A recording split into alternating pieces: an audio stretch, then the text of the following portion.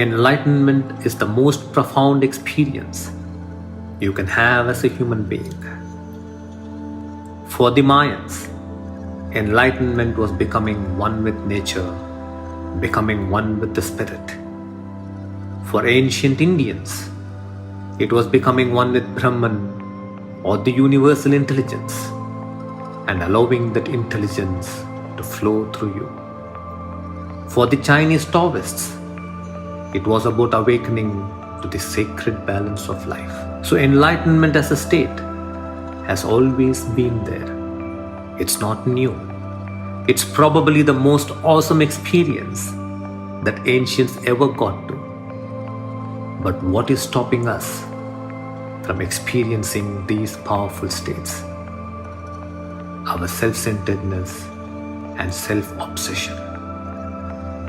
One of the greatest obsessions of humankind is the body. As you obsess with your body, you become a limited self. You move away from being one with everything to become a small little self. As you become obsessed with your mind, the emotional states of fear, anger, craving, loneliness, you become self-obsessed. Your sense of self becomes narrow and separate. As you become obsessed with your past, this should not have happened.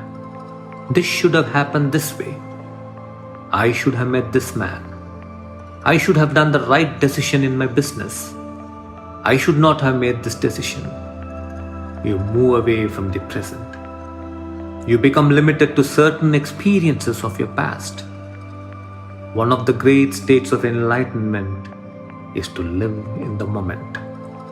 If your obsession is towards your past, then you are moving away from being one with everything, which is what you truly are.